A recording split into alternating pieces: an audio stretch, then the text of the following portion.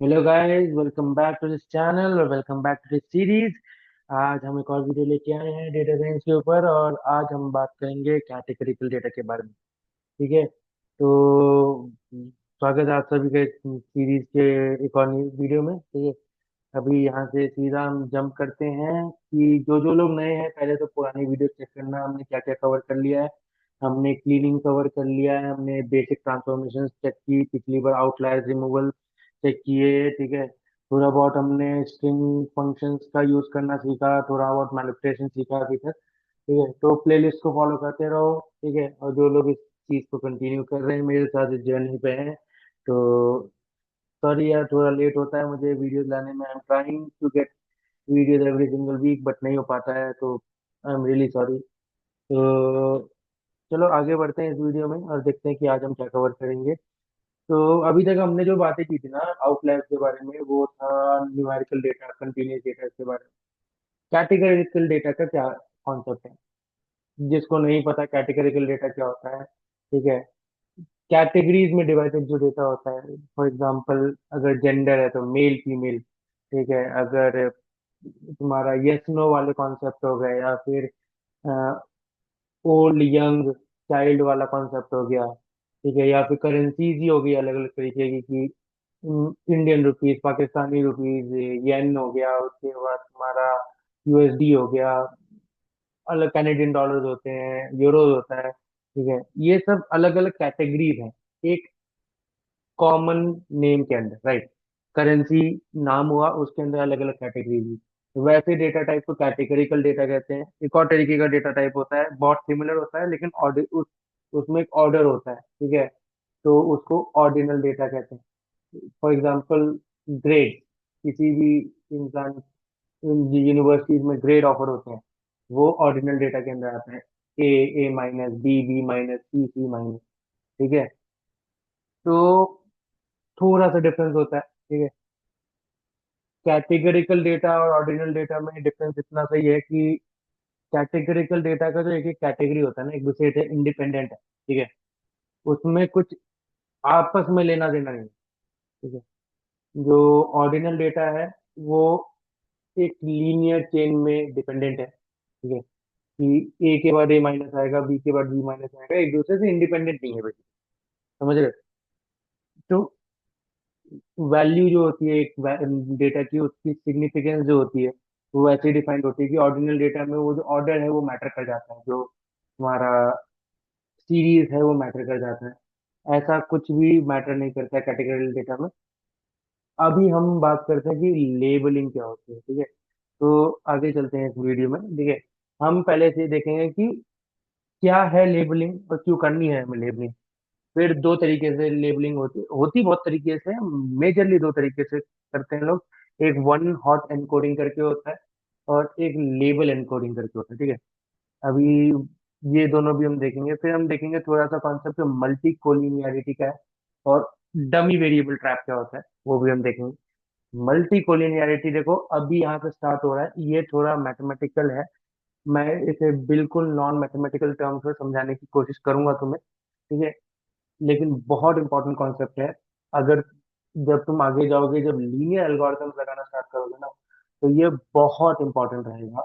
ठीक है। तो अब भी थोड़ा अच्छे से समझने की कोशिश करना। ठीक है। क्योंकि आगे जाके जब मैं लीनियर एल्गोरिथम पढ़ाऊंगा, तो हो सकता है मुझे इसके मैथ्स के डेप्थ में भी जाना पड़ जाए, ताकि तुम्हें वो कॉन्सेप्ट भी समझ आए जो लीनियर एल्गोरिथम क्यों मल्टी कोलिनियरिटी के साथ दिक्कत देते हैं।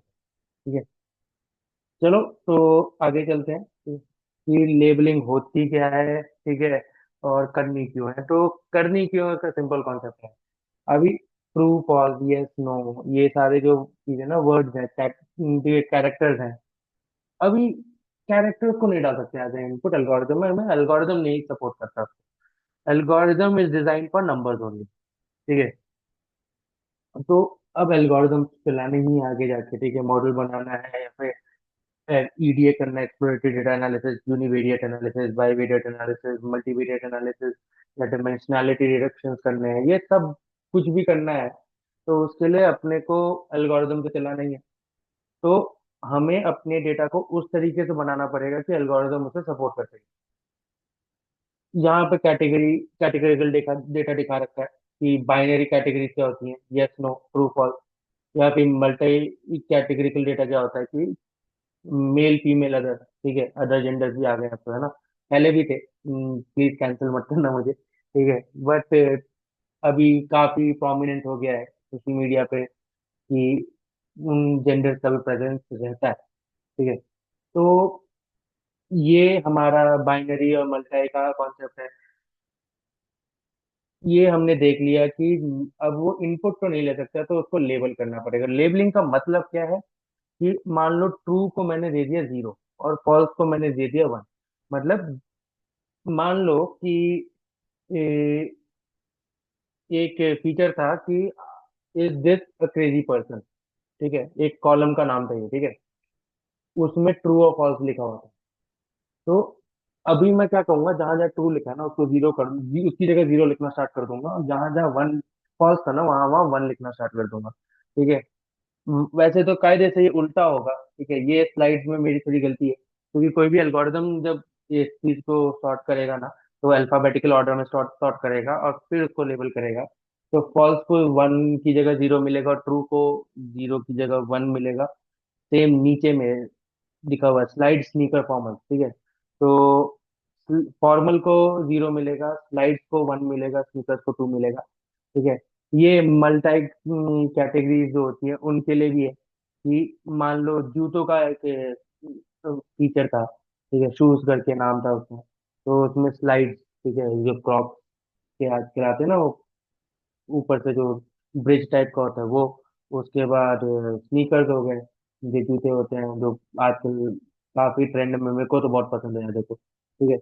फिर फॉर्मल शूज हो गए जो ऑफिस में लोग पहनते हैं, लेदर शूज हो गए, ठीक है। तो इनकी जगह मैं बोलूंगा कि स्लाइड्स, जहां जहां 0 लिखा है मतलब उसका मतलब स्लाइड्स है, जहां जहां 2 लिखा है उसका मतलब फॉर्मल शूज है, ठीक है।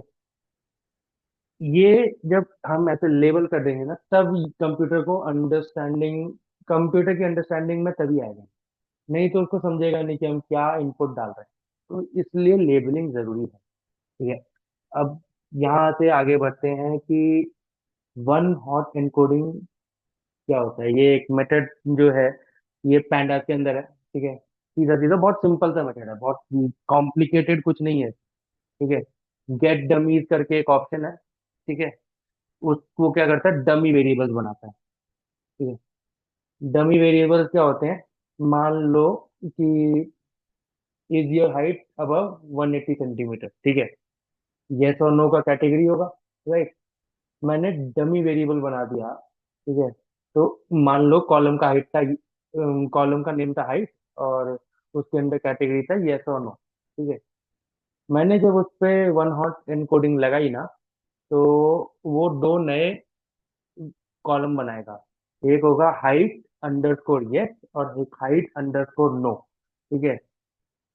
और उसमें क्या होगा कि जहां जहां पे भी हाइट वाले सेक्शन में यस लिखा था ना, तो हाइट अंडरस्कोर यस में वहां वहां 1 लिखा है।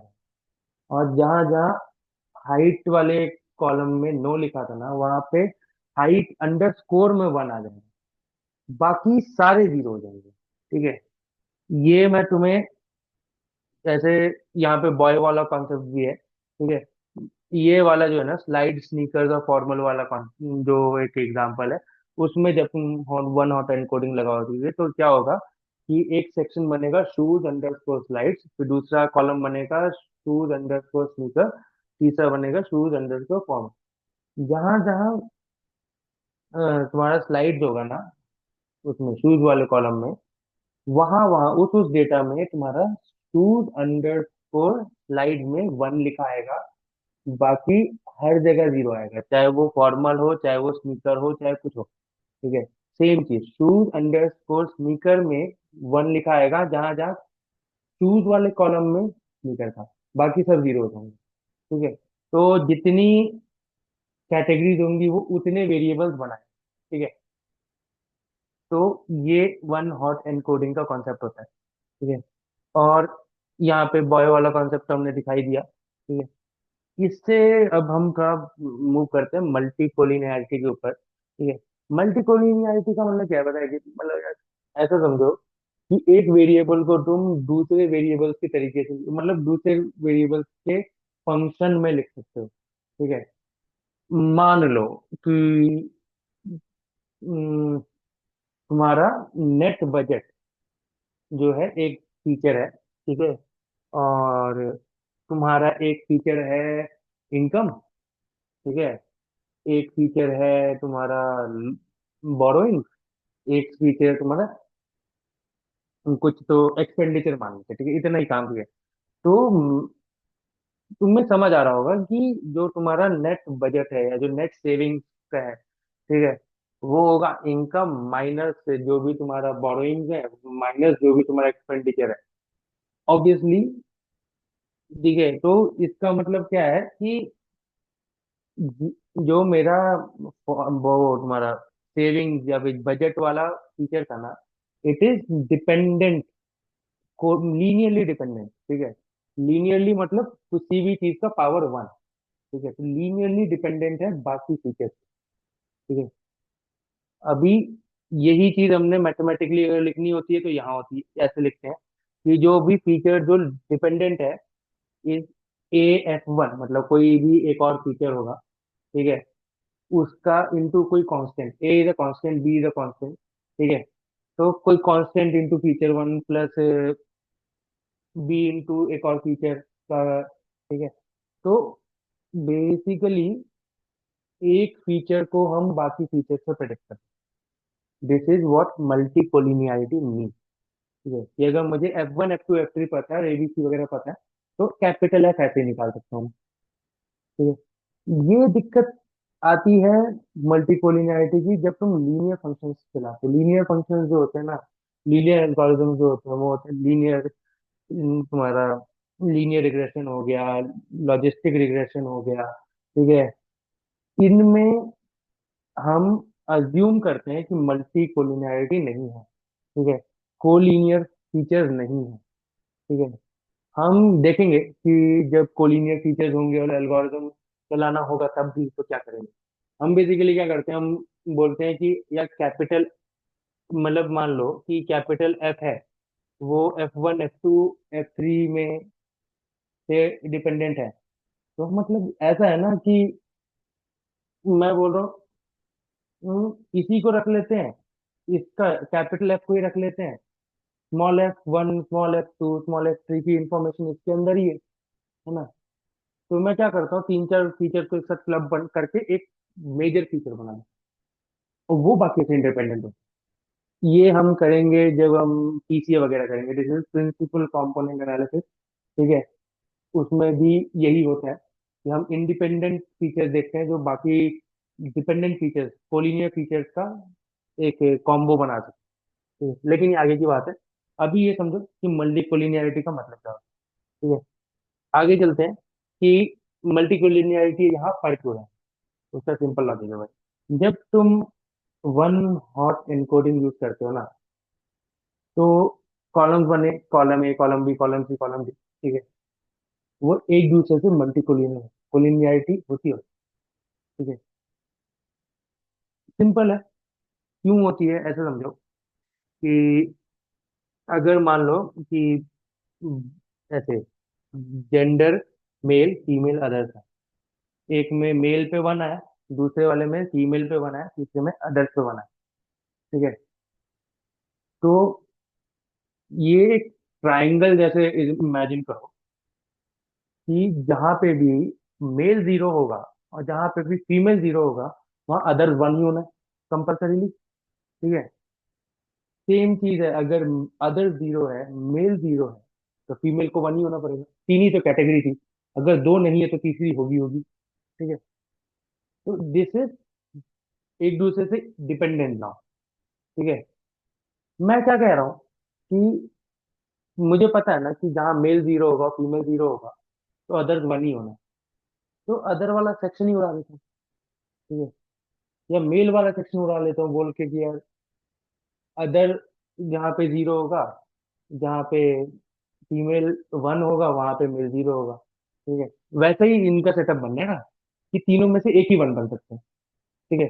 तो एक वन वन बन गया तो बाकी दो जीरो ही हो जाएंगे। तो इस कॉन्सेप्ट से मैं क्या करता हूँ, एक कॉलम को ड्रॉप कर देता हूँ, सीधा सीधा ड्रॉप कर देता हूँ। वो जो ड्रॉप कॉलम होगा ना, वो रेफरेंस होगा। ठीक है, कि इस कॉलम के रेफरेंस से ये दोनों चलेंगे, कि अगर ये दोनों कुछ नहीं है तो ये ऐसा, मतलब यहाँ 0 0 है तो वहाँ 1 होगा, यहाँ 0 1 है तो वहाँ 0 होगा, यहाँ 1 0 है तो वहाँ 0 होगा। ठीक है, तो उसको हम रेफरेंस कहते हैं। ठीक है, और इतना ही है डमी वेरिएबल ट्रैप का, इतना ही कॉन्सेप्ट है। डमी वेरिएबल ट्रैप तुम नहीं भी हटाओगे तो किस्मत से बच सकते हो, कि भाई ट्री बेस्ड एल्गोरिथम्स लगा दिए, एक्सजी बूस्ट होता है, डिसीजन ट्री होता है, फॉरेस्ट होता है, ठीक है, रैंडम फॉरेस्ट, इनको लगाओगे, इनको घंटा नहीं फर्क पड़ता कोलिनियरिटी से। ठीक है, तो वो बच भी सकते हो, बट अच्छा प्रैक्टिस क्या है, अच्छा तरीके क्या है कि भाई हटा लो, एक ही कॉलम उड़ाना है वो हटा लो। और नहीं, अगर उसमें भी आलस आ रहा है तो इस टाइम के लिए आता है लेबल एनकोड। ये बढ़िया चीज है को, ये बढ़िया चीज मुझे क्यों लगती है, क्योंकि दो चीजें होती है इससे। एक तो मल्टीपल फीचर्स, मल्टीपल कॉलम्स, ठीक है, वो क्यों नहीं बनते यहाँ पे। चलो मैं पहले लेबल एनकोडिंग समझा देता हूँ कि लेबल एनकोडिंग और वन हॉट एनकोडिंग में क्या डिफरेंस है।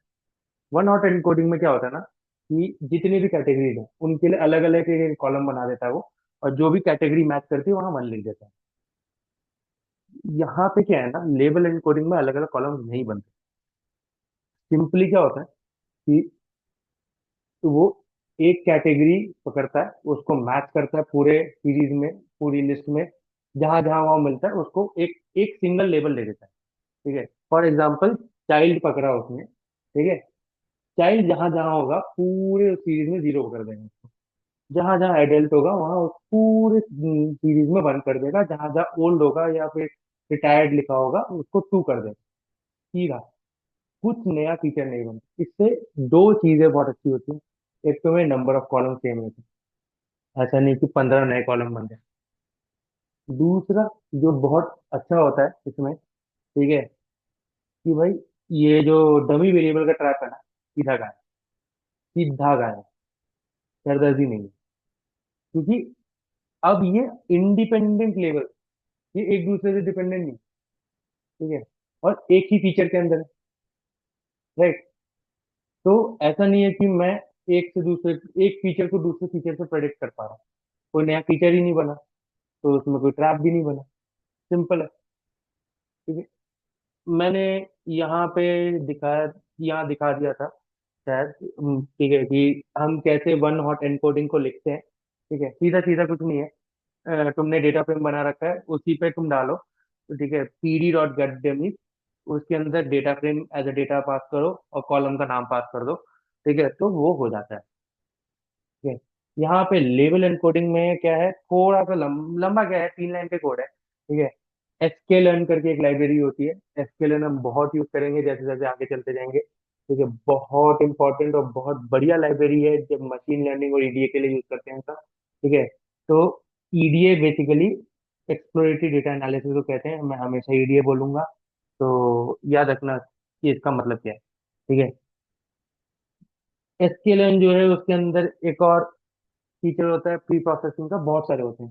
प्री प्रोसेसिंग होता है, मॉडल सिलेक्शन होता है, लीनियर होता है, ठीक है, ट्री होता है, एसवीएम होता है, बहुत सारे होता है।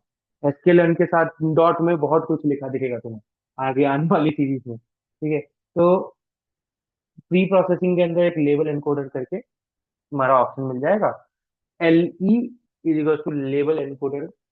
मतलब यहाँ पे हमने एक ऑब्जेक्ट बना लिया लेबल एनकोडर का, और जहाँ पे भी हमें लेबल एनकोडर यूज करना होगा इस ऑब्जेक्ट के थ्रू हम यूज कर लेंगे। तुम, ठीक है, एलई की जगह कुछ भी लिख सकते हो। ठीक है, मैं एलई लिखी, एलई यहाँ पे जब भी वन हॉट एनकोडिंग का भी एक और एक ऑप्शन होता है प्री प्रोसेसिंग में। ठीक है, उसमें भी आ जाएगा वन हॉट एनकोडिंग। ठीक है, उसमें हम ओएसई लिख लेते हैं, बहुत लोग सिर्फ एनकोडर लिखते हैं। ऑब्जेक्ट का नाम तुम कुछ भी लिख सकते हो, कोई सर दर्द नहीं है, बस याद रखना कि तुमने अपना ऑब्जेक्ट का नाम क्या रखा था और उसी को यूज करते रहना। ठीक है, तो लास्ट लाइन तो बहुत सिंपल है कि भाई कॉलम में एली फिट ट्रांसफॉर्म मारा और निकल गया, इससे तुम्हारा काम हो जाएगा। इतना ही होता है जब तुम्हें एनकोडिंग करनी होती है, लेबलिंग करनी होती है। ठीक है, ये अच्छा, अगर तुम्हें लगा वीडियो तो इसको लाइक करो, फॉलो करो, सब्सक्राइब करो। ठीक है, प्लीज कमेंट आउट किया करो भाई। मेरे को बहुत कम कमेंट्स दिखते हैं वीडियो पे। And I am really sorry कि मेरे को टाइम नहीं मिलता। ठीक है, मेरे को लिटरली आजकल टाइम नहीं मिल पा रहा है। I am very excited to make this series but I am unable. ठीक है, तो देखते हैं, थोड़ा और टाइम निकालने की कोशिश करता हूँ। I will make effort on my side, you guys make effort on your side. ठीक है, कांटेक्ट करो अगर करना है तो। अगर कुछ डाउट्स आते हैं तो कमेंट पे डाल दो, मेरे को डायरेक्टली डीएम कर दो। ठीक है, आयुष शिवम नाम है मेरा, मिल जाऊंगा मैं कहीं पे भी। ठीक है, बहुत इजीली। मेरे जैसे नाम के बहुत ज्यादा लोग भी नहीं है दुनिया में, फॉर्चुनेटली। ठीक है, और नहीं तो कैडेटशिप के फोरम पे जाके डालो, सब आंसर होगा। ठीक है, तो यहीं पे बंद करते हैं इस वीडियो को। और इसकी अगली वीडियो में मैं तुम्हें बताऊंगा नोटबुक खोल के कि ये चीजें कैसे यूज करते हैं। बहुत सिंपल है, जो जो चीज स्लाइड में है ना, वो उस वीडियो में सेम ही मिलेगा, बट एक बार करके देखने में मजा आता है। ठीक है, ये तो बहुत बोरिंग लगता है स्लाइड्स पढ़ने में, मुझे खुद बनाने में बहुत बोरिंग लगता है। ठीक है, जब मैं खुद कोडिंग करता हूँ, जब मैं नोटबुक खोलता हूँ तभी मजा आता है, वो कुछ तुम्हारे लिए भी सेम ही होगा। ठीक है, तो उस समय थोड़ा अच्छे से अंडरस्टैंड करेंगे चीजों को, थोड़ा विजुलाइज करेंगे कि कैसा कैसा कोडिंग के टाइम पे, बनाने के टाइम पे दिखेगा। ठीक है, और उससे आई थिंक बेटर अंडरस्टैंडिंग होगी, और वहां पे फिर हमारा जो प्री प्रोसेसिंग वाला काम होता है ना, कि क्लीनिंग हो गया, आउटलायर रिमूवल हो गया तुम्हारा, मतलब लेबल वगैरह कर दिया, ठीक है, वो हो खत्म हो जाएगा। इसके बाद तुम एनालिसिस और विजुअलाइजेशन पे कूदो। ठीक है, कायदे से ये वीडियो मुझे पहले निकालनी चाहिए थी, मैं भूल गया। I be very honest about it. मैं भूल गया था कि मैंने लोगों को लेबलिंग, तुम लोगों को लेबलिंग बताई नहीं। तो अभी मैंने देखा तो बना दी, नहीं तो मेरे पे, मैं पिछले 4 दिन से जिस चीज पे काम कर रहा था वो एनालिसिस के ऊपर ही था। हम एक नया डेटा सेट निकालेंगे, उस पे हम देखेंगे कि एनालिसिस कैसे कैसे कर सकते हैं। ठीक है, तो चलो यहीं पे बंद करते हैं, बहुत हो गया तुम्हारा, आज मैंने बहुत दिमाग खा लिया आज। And good night.